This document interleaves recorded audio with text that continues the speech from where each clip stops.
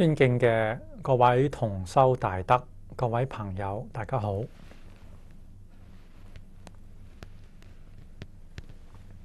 咁我哋咧就繼續咧嚟學習《太上感應篇》惡因惡報呢一章嘅陰賊良善、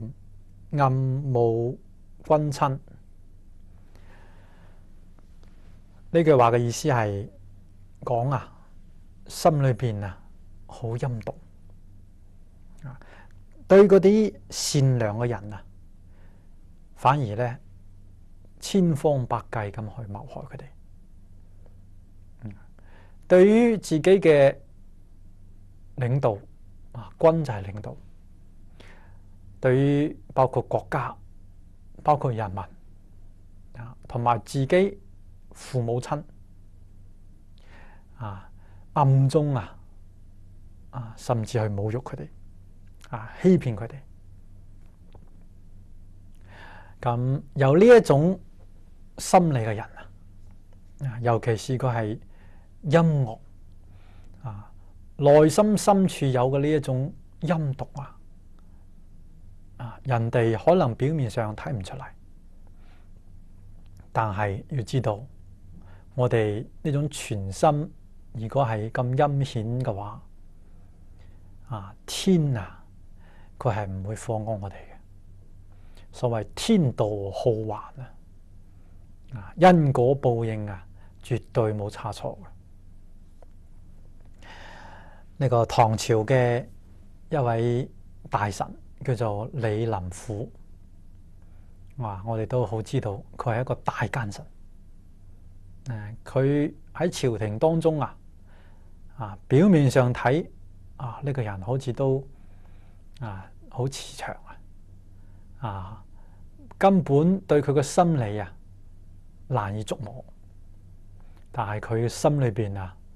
就係非常之那個陰狠狡詐迫害忠良。咁對咗最後咧做咗惡事做得太多身敗名裂。等到佢最後死嘅時候有一個鬼物就長即係生到好似呢個披頭散髮牙齒好似鋸一樣，好尖好利呢個手爪個爪好似個鈎一樣咁嚟捉佢向佢索命。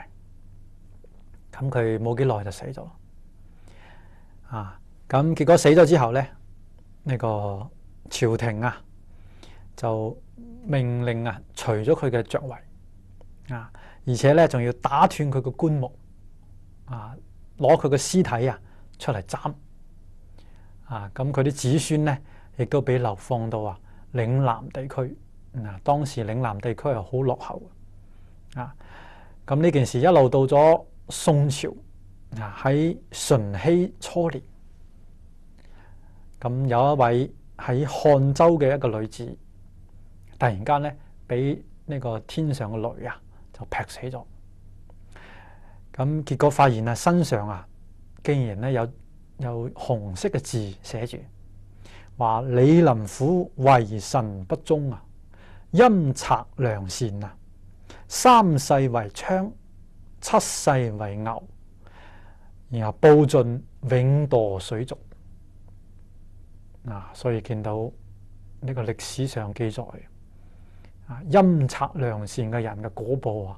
竟然係咁悲慘逞一時嘅英雄得意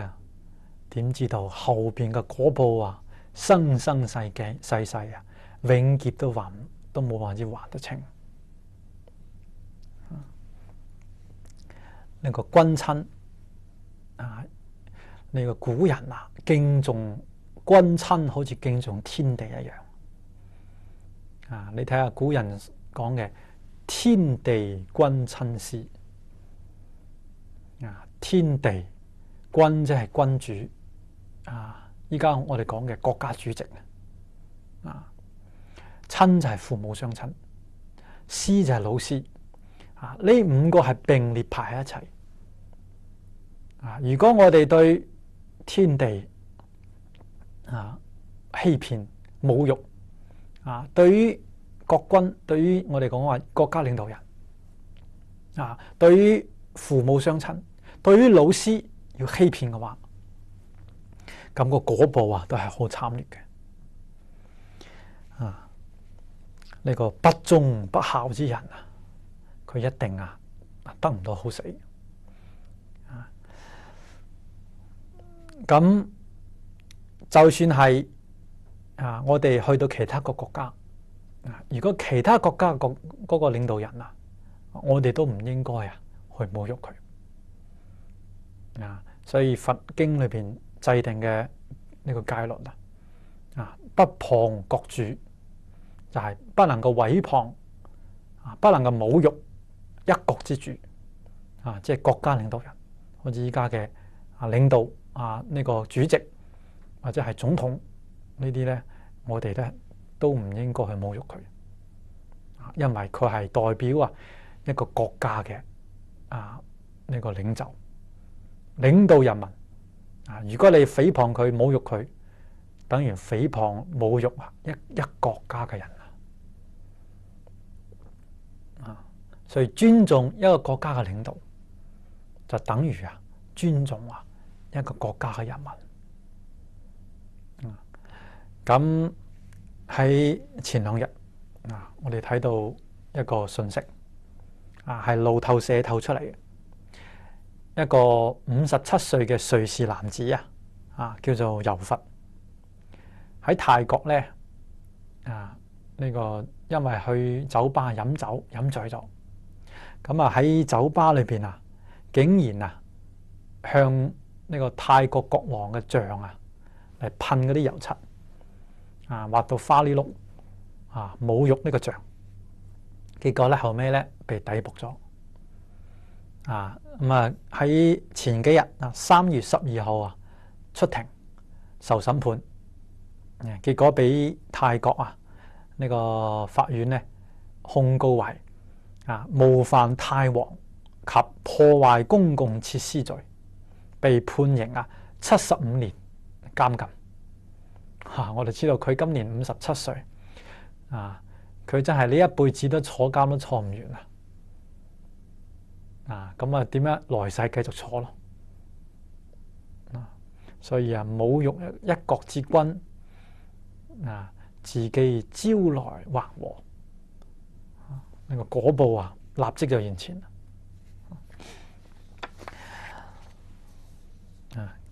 咁侮辱親人，我哋知道父母親生我養我我哋報答都嚟唔及啦，點可以話侮辱呢？現代人你睇下，對父母好多唔知道感恩，甚至講嘢對父母直呼其名一啲都冇禮貌咁係侮辱呢個喺古時候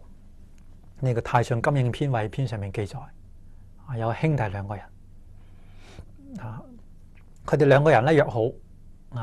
每5天咧就輪一次班嚟奉養佢哋嘅母親咁哥哥嘅家境咧比較窮，弟弟咧比較富裕。咁哥哥咧有一次奉養母親咧就實在攞唔出米出嚟窮到窿啦，真係。結果咧佢就去到自己嘅弟弟屋企，同弟弟商量話，因為我依家咧實在冇錢買米啦你可唔可以先暫時奉養媽媽幾日，等到我以後有錢之後咧，我會即刻補翻呢條數佢哋一人輪5日嘛咁結果咧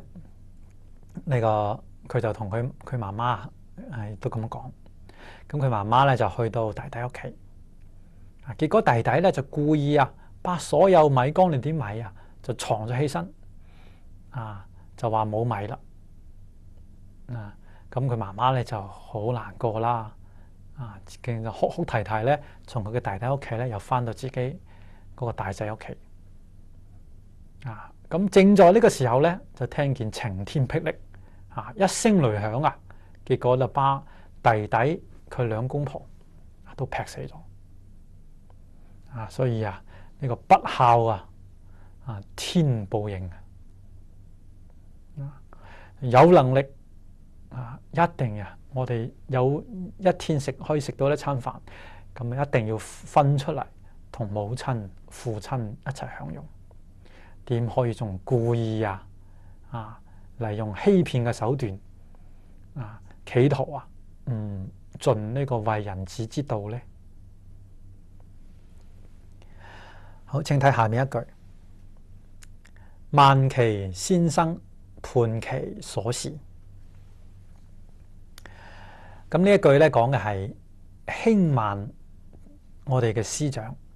先生就係師長，對老師唔尊重，呢條係好大嘅罪過。呢個叛其所事，所事即係我哋侍奉嘅長官領導對佢哋咧反叛叛逆不服從，呢啲都係呢個鬼神非常之厭惡嘅。要知道父母生我哋嘅生命，而老師咧係俾我哋嘅慧命呢個對待老師應該同對待父母係一樣嘅所以師生如父子更何況古人仲話一日為師終身為父所以老師對我哋嘅恩德好大，特別我哋學佛之後教導我哋佛法嘅呢個指示我哋練佛法門使到我哋能夠呢一生有希望求生淨土，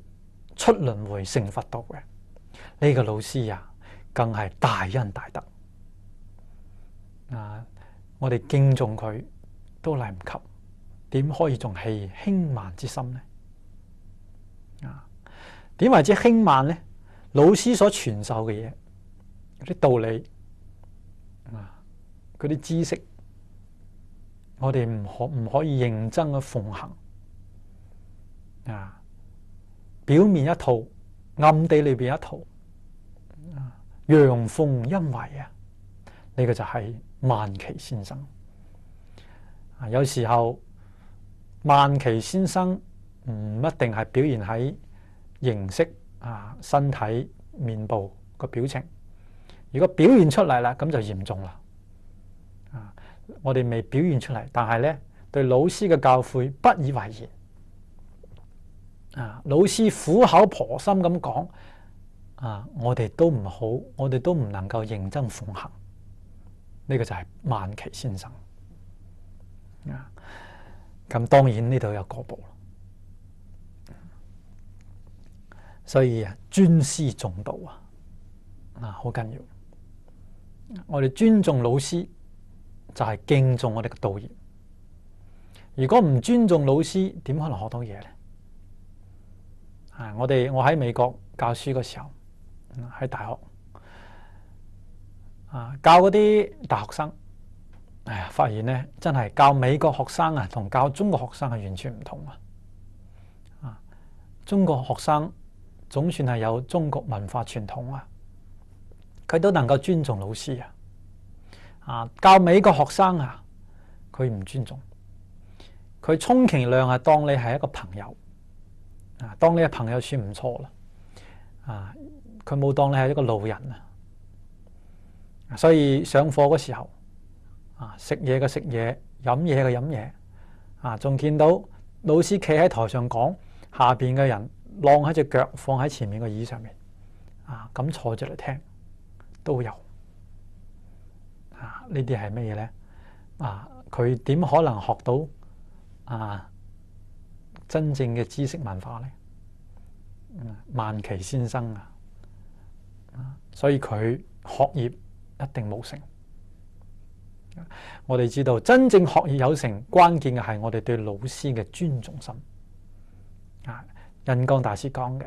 ，1分誠敬啊，就得1分利益；10分誠敬就得10分利益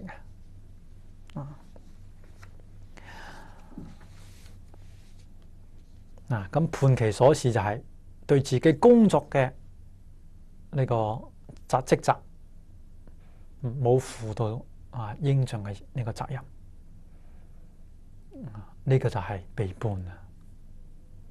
唔一定係話好似投降到其他國家或者係呢個對自己公司泄密呢啲固然係叫做背叛心裏邊不忠咁真正對自己工作未認真負責，本分嘅責任未做好，都算係叛其所事。好，咁請睇下面一句：狂諸無識，謗諸同學。頭先嗰句係講嘅係對師長同埋領導，呢句咧就講係對一般人對自己嘅同學狂，即係欺騙無識咧就係冇知識嘅人，冇文化冇見識嘅人一般嘅愚人對佢哋要知道因為佢哋冇知識愚昧無知我哋應該更加對佢哋愛護幾分可憐佢哋愚昧無知，點可以仲欺騙佢哋呢？呢個謗諸同學就係毀謗喺一齊學習嘅人呢個毀謗大多數係因為出於嫉妒心見到同學有勝過我哋嘅地方，心裏邊就放唔落千方百計咧就要製造一啲是非嚟毀謗自己嘅同學，使到同學咧失去威信，好使到自己咧威信提高呢一種私心呢一種陰險嘅惡念，難道不怕因果報應嗎？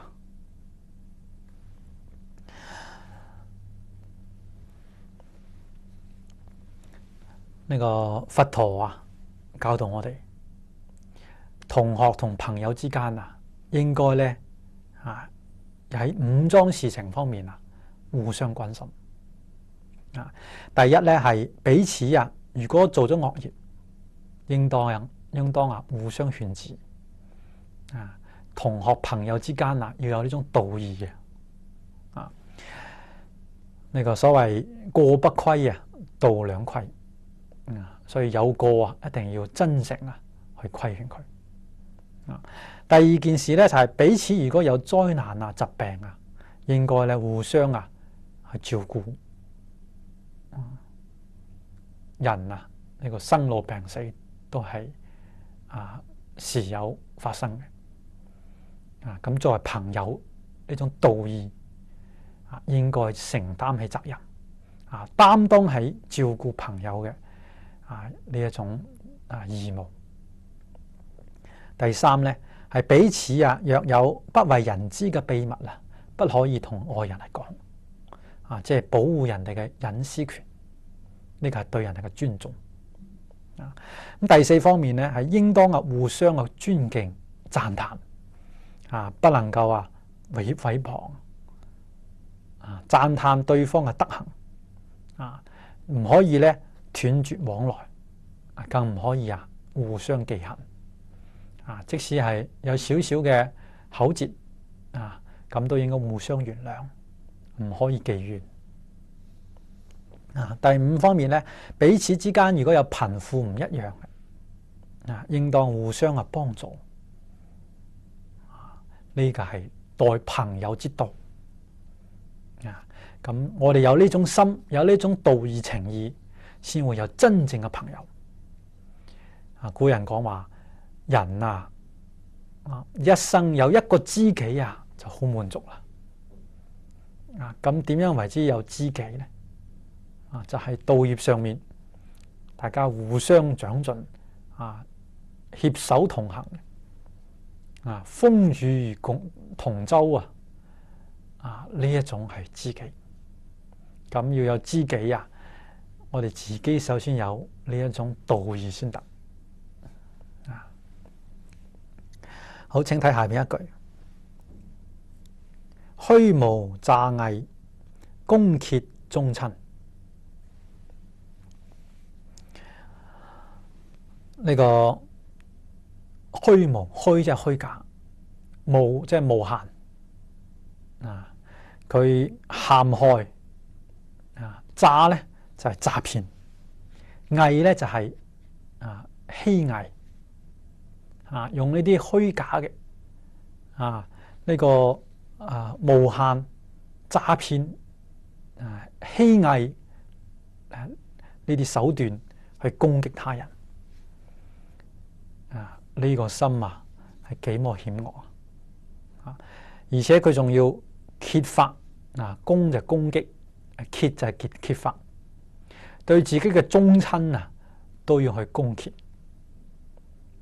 宗咧同姓嘅為宗異性嘅為親宗親都係我哋嘅親人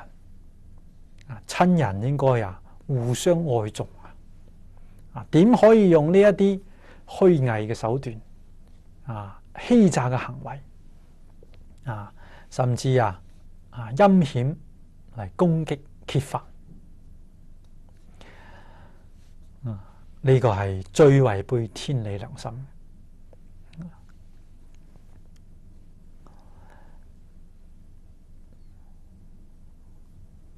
當我哋嘅親人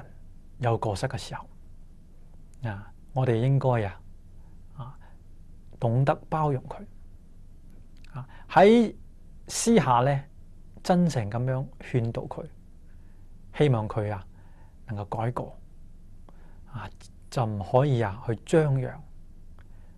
更加唔可以攻擊唔可以揭發你睇俗語都有話嘛，家醜不可外揚外揚家醜嘅人其實自己係最醜陋最係為人睇唔起。好，請睇下面一句：剛強不仁，狠戾自用。呢句話係講嘅係生性好剛強好橫行霸道，冇一啲仁慈之心呢個剛強同剛毅係唔同。孔子有講話人要剛毅，剛毅咧係從理性上面，佢有呢個高大嘅志向佢有一種毅力，矢志不渝，為咗真理為咗聖賢之道佢可以做出犧牲，呢就係剛毅。剛強咧呢種係動氣一種橫行霸道嘅氣咁樣一定要戒除。因為當我哋起咗剛強之心嘅時候仁慈心就冇咗啦冇咗愛心啦，所以見到人哋可憐都唔識得去憐憫佢見到人哋痛苦嘅時候都唔能夠幫助佢呢個狠戾就係兇狠心地兇狠戾係乖張呢個兇狠乖張係呢個不正常心態反常自用就係自以為是剛愎自用呢種人我哋叫做佢係因為佢剛強不仁，佢有鐵石心腸見死都不救佢自己咧一定係好呢個剛愎自用，甚至好兇狠、好固執唔肯聽人嘅勸導。呢個佛啊，比如講話呢種人好似一匹脫咗韁嘅劣馬、野馬非常難以調服而佢最後咧盲目咁去衝去闖，衝到最後咧可能衝到懸崖裏邊去所以一個人真正仁慈有道德嘅人，佢嘅性情一定好柔軟好隨順嘅，佢唔會剛強，佢唔會固執所以真正有德行嘅人去到邊度咧都受人歡喜因為佢唔會固執己見，佢能夠宏順眾心所以從呢啲方面我哋要檢點自己我哋係咪去到邊度受人歡喜呢？定是人哋都唔想同我講話都唔中意同我喺埋一齊如果係嘅話，可能係做到呢一條方面有過失咁呢條過失如果唔改，將來難免會招致禍害好，請睇下面一句：是非不當，向背乖疑。呢句話講嘅係是同非佢都冇辦法判斷因為佢唔懂得判斷是非，所以佢咧就會向背乖疑向即係所向應該做嘅，應該親近佢反而冇親近，冇去做背咧係應該背離嘅，應該停止嘅反而佢咧要去做唔肯停止不能夠處理恰當咁呢種人我睇依家特別多點解會有呢種現象出現呢？根本原因就係從細冇受到教育佢不懂得乜嘢係是，乜嘢係非，當然會做出向背乖疑啦乖疑即係不合宜不適宜，不妥當所以從細嘅教育倫理道德嘅呢個教育非常之重要弟子規係倫理道德嘅教育呢個太上感應篇因果嘅教育，十善業道經也是因果教育，呢啲都係要從細把呢啲觀念植入一個細路仔嘅頭腦裏邊，咁樣慢慢長大佢喺是非面前就懂得判斷，佢所做嘅事情咧就能夠適宜就能夠順天理合人心咁就唔至於造業一個人如此，一個國家也如此世界也如此都要懂得乜嘢是乜嘢係是，乜嘢係非乜嘢係正，乜嘢係邪乜嘢係呢個大嘅大局乜嘢係小嘅以大局為重而當一個人佢是非不當嘅時候呢個做出呢啲不合適時宜嘅唔應該做嘅事情往往可能係一念之差招致一生嘅遺憾我尋日咧睇見一則咁樣嘅呢個信息喺網上講嘅係一個失足嘅人佢嘅一個自白呢個人咧係一位45歲嘅男子，叫做端陽佢原來係大陸嘅某客運站嘅站長咁佢嗰個站應該係一個鎮上面，唔係喺大城市係喺湖北省嘅。咁有一日咧佢上班嘅時候佢就呢個係佢今年年初嘅時候發表出嚟嘅一個自白，佢自己係做錯咗事情懺悔佢話喺前幾年咧，有一日喺呢個上班嘅時候，突然間就發現咧好多啲呢個好嘈，出去一睇咧，原來幾個男青年捉住一個女青年就話呢個女青年偷手機咁嗰個女青年咧就話冇偷咁就爭執起身。咁咧呢個站長咧見到咁樣嘅情況咧就阻止得大家就話好啦，呢件事情我嚟處理就把呢個女青年咧就帶到嚟屋企帶到嚟佢嘅辦公室咁一問之下咧，原來係佢出嚟打工嘅呢個女青年今年只有19歲咁因為咧佢唔知點解喺車上咧呢個人跌咗手機，後面發現咧係佢自己袋裏邊所以大家話佢偷手機咁呢個站長就可憐佢就話咁樣啦，你呢件事就算啦你以後咧就要小心啲咁然後呢個女青年話我咧依家咧冇工作做，可唔可以幫我揾個工作咁個站長就可憐佢啦，就喺佢自己嘅客運站同佢揾咗份工呢個售貨員咁結果咧呢件事完咗之後咧有一日呢個女青年咧就打電話嚟揾呢個站長話佢依家發咗燒希望佢嚟睇下佢。咁呢個站長咧亦都冇覺察到啲咩嘢唔妥咁就嚟睇下佢。咁佢自己咧租咗一間屋仔結果入咗屋之後咧，結果原來咧呢個女青年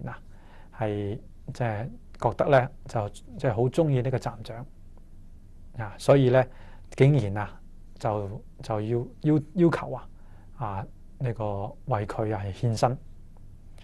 呢個時候站長猶豫但係咧自己冇辦法按捺自己雖然呢個女青年佢嘅年數好似佢自己嘅女一樣咁大啫，但係咧佢都冇辦法控制自己就做出不軌嘅事情。咁之後咧佢覺得好後悔事情已經做咗啦咁就俾佢2000蚊希望咧就呢件事就算啦。但係咧後尾佢哋兩個竟然一發不可收拾卒之咧呢個紙包唔住火俾佢嘅單位知道啦咁上層單位咧就要求嚟對呢個站長嚟處分咁佢屋企太太自己兩個女都好憤怒。咁呢個時候咧佢原先都已經做出是非不當嘅行為佢又諗出咁啦，就同呢個女仔私奔結果就向背乖兒啦就結果兩個人就私奔咗咁佢走之前仲留一個紙條俾佢嘅太太話我出長差啦將去一個咧冇目的嘅地方呢個家已經不屬於我啦，請你好自為之我分咗頭腦啦對唔住你恨我啦我係一個負心人佢仲識得講自己係負心人，但係咧呢種叫做業力牽引咁兩個人就私奔。結果咧走咗之後去到武漢大城市呢個兩個人就要為生計咁打工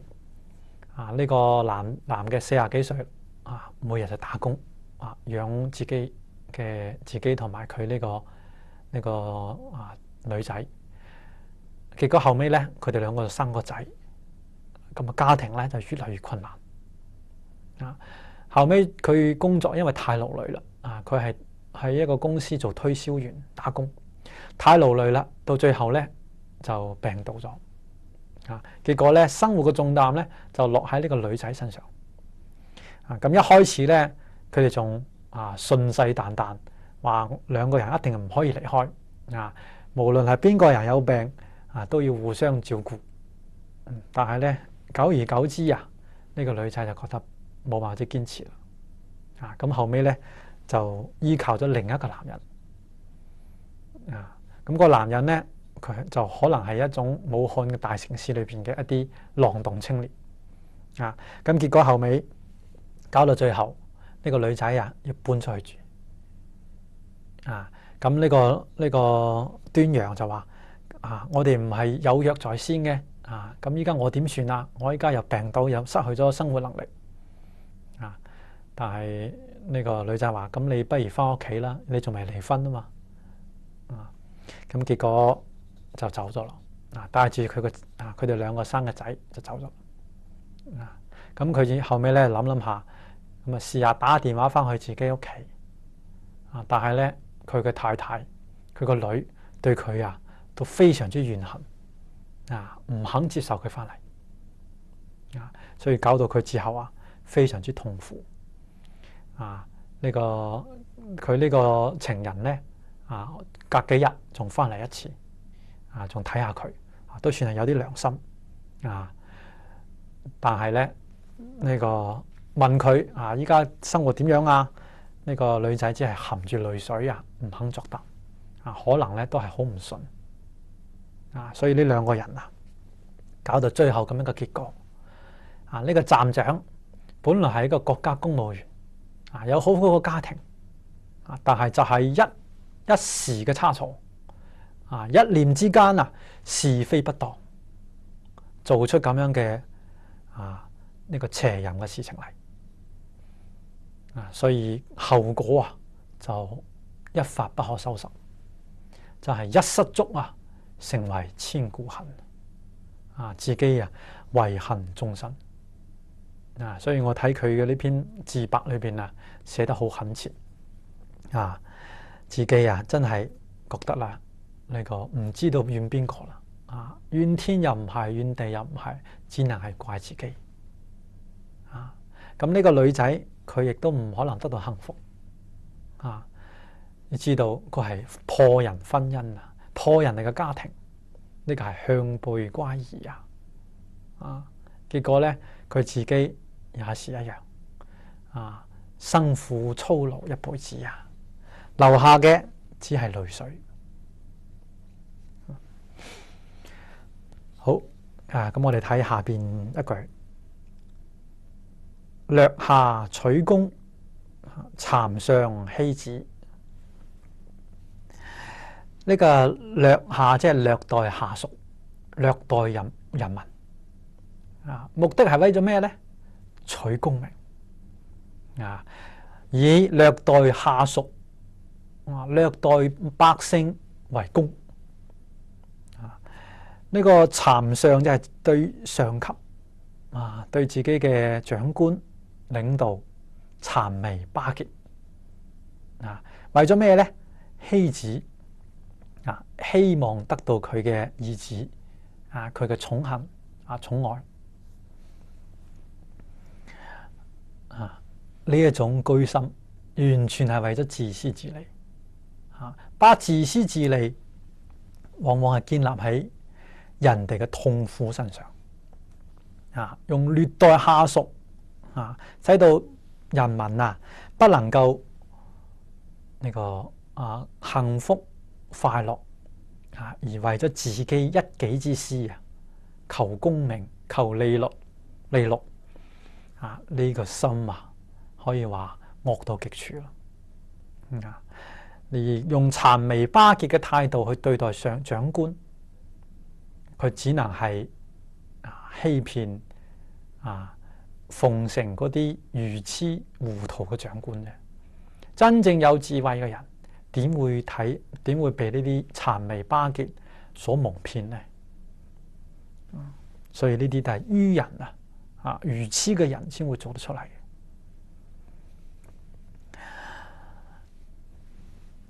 呢個掠下取弓，蠶上犧子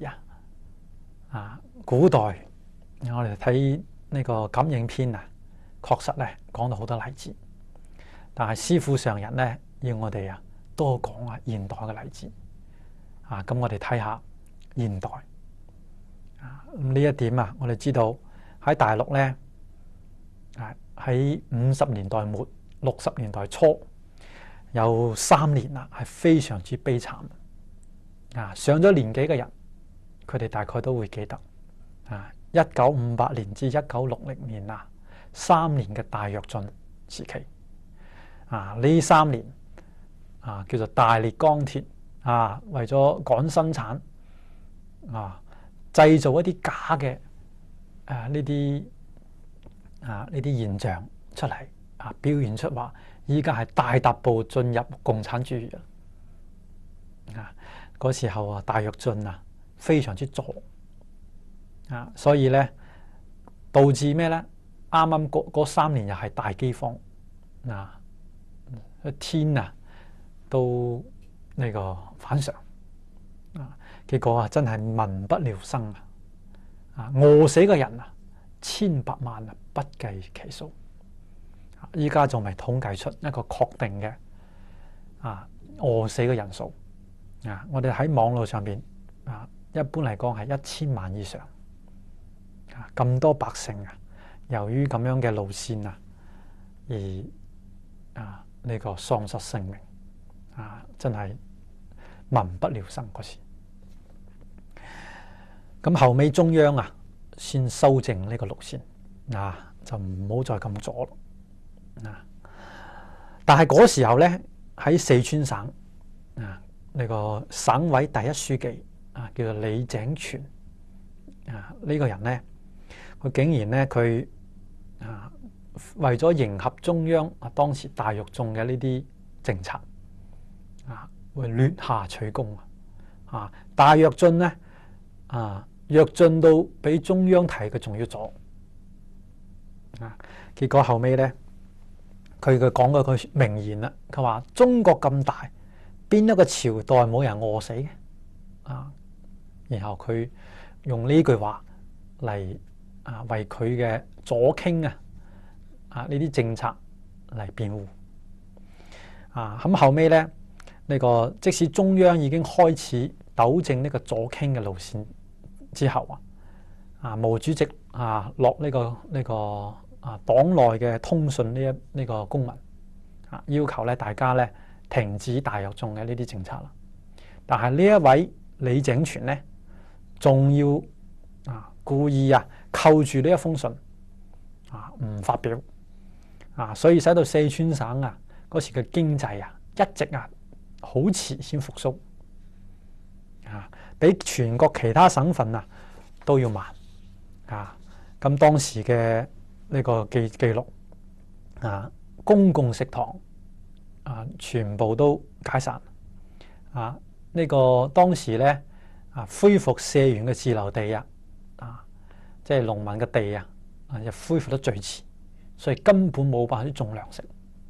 而我哋知道四川省係天府之國，佢係糧食嘅重省嚟嘅所以咧佢比其他嘅全國各省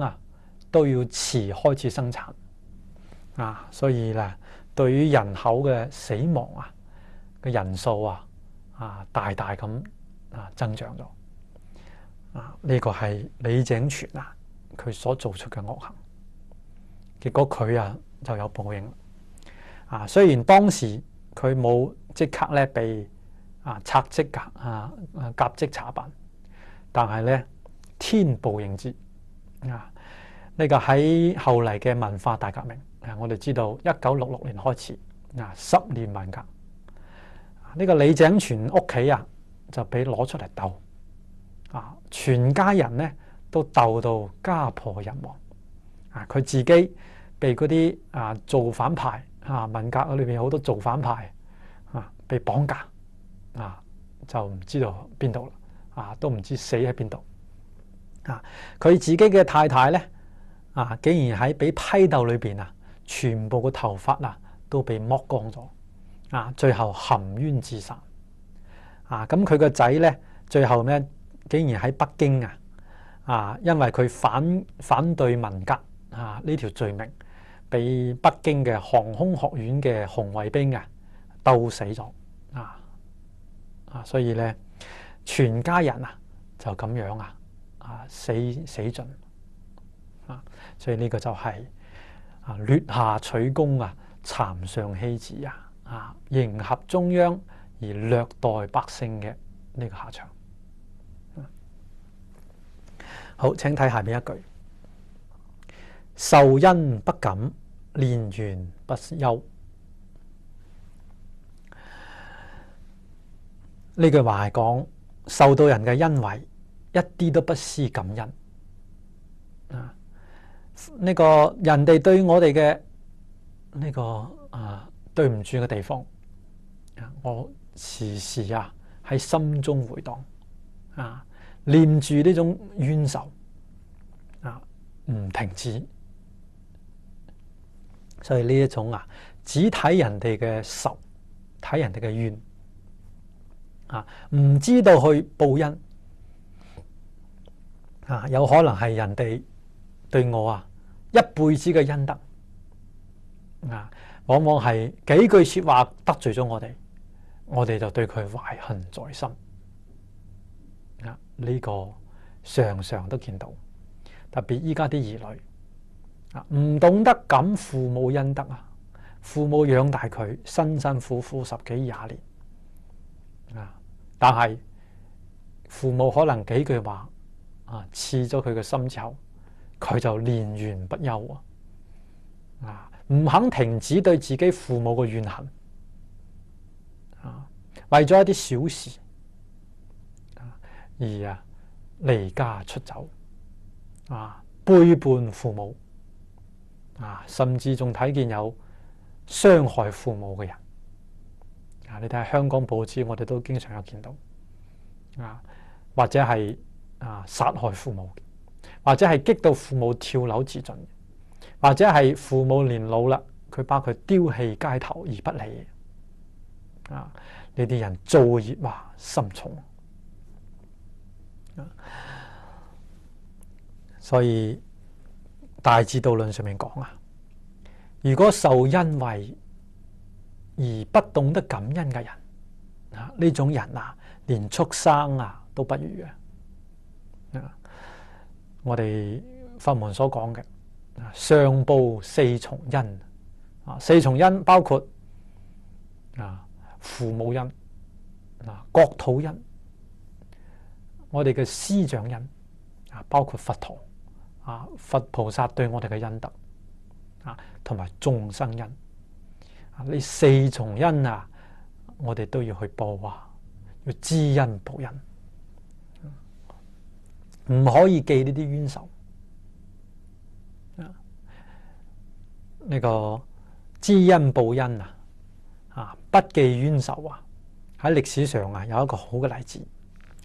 韓信漢朝嘅時候漢朝初年韓信我哋知道係幫助劉邦打敗項羽建立漢朝嘅。咁喺韓信年青嘅時候冇發達咧，家境好貧窮咁有一日咧，佢去釣魚咁釣咗魚之後去賣魚，咁可能咧一日都賣唔到幾條所以有時候一日都要餓住個肚。咁喺一個水邊咧見到一個婦人，咁向佢咧呢個祈禱咗一餐飯呢個婦人見到好可憐，就布施俾佢一餐飯咁韓信就話啦你對我有一飯之恩我會記住嘅，將來我發達啦，一定會報答你以呢個千金嚟報答你。呢個婦人聽咗之後笑笑講：得啦你已經窮到咁樣啦，係嘛？唔好再講呢啲話啦咁樣。咁佢行到嗰個市面上面咧，韓信就遇到一個流氓一個青年見到韓信，因為韓信係武將嘛，淨係帶住把劍所以呢個惡少就上嚟侮辱佢，話你成日配住劍好似好巴閉咁你依家敢唔敢同我打鬥啊？如果你唔敢同我打鬥咧，你就要喺我嘅褲襠底下捐過去。咁呢個時候韓信睇咗之後咧，一聲都冇出亦都唔同佢計較，就同佢從佢嘅個褲襠下邊捐咗落去，捐咗過去。結果咧啲惡少同埋佢啲同伴啊，哈哈大笑。咁韓信咧能夠忍呢個胯下之辱咁後尾韓信發達咗啦，領兵打仗屢立戰功所以劉邦封佢為王。封咗王之後啦，韓信又嚟到呢個淮陰佢家鄉嘅地方就揾人巴佢之前布施佢一餐飯嗰個婦人揾嚟，又巴呢個惡少揾過嚟真係賞賜呢個婦人1000兩黃金歷史上稱為一飯千金呢個知恩報恩嘅典型。咁對呢個惡少咧就冇懲罰佢惡少嚇到咧腳都震埋話我唔知道原來將軍你有咁樣嘅呢個能力咁樣嘅呢種智慧我嗰時候侮辱你實在係我罪該萬死但係韓信話唔緊要你依家咧就嚟做我嘅一個副官啦咁旁邊啲人咧睇見韓信咁大嘅雅量都好佩服佢真係知恩報恩，而對人哋對我嘅侮辱一啲都唔會記怨所以呢個係大將之才所以一個人你睇佢有冇呢個前途，你睇佢嘅氣度呢個氣度點樣睇咧？佢係咪能夠忍辱係咪咧？人哋對我嘅一啲怨恨，我唔擺喺心上，心裏邊坦坦蕩蕩光明正大，而對人哋嘅滴水之恩都唔會忘記真係要以湧泉嚟相報咁呢種人就係大福德之人。好，請睇下邊一句：輕蔑天民，擾亂國政。呢句話係講嘅輕視侮辱欺騙欺壓天民係咩咧？就係百姓。百姓係上天嘅呢個子民但係你對上天嘅子民竟然會輕視會欺壓仲會咩擾亂國家嘅政務呢種人就係輕蔑天民擾亂國政。呢個人民係國家嘅根本應該愛戴國政應該使佢穩定，使佢和諧。點可以欺滅天民，擾亂國政呢？你睇下歷史上凡係做出呢啲事嘅人都不得好死。唔好講遠嘅，就講近代文革。你睇下江青四人幫嘅之首佢做呢個文革真係欺壓百姓擾亂國政，成10年文革真係叫浩劫對於文化經濟各方面打擊沉重。所以你睇下江青後尾文革結束之後打倒四人幫啦，俾終身監禁，最後佢自己係自殺而死，得到咁樣嘅下場所以懂得睇歷史睇現在睇周圍真係因果報應一絲毫都不差錯。咁今日嘅時間到啦，我哋就講到呢度，多謝大家。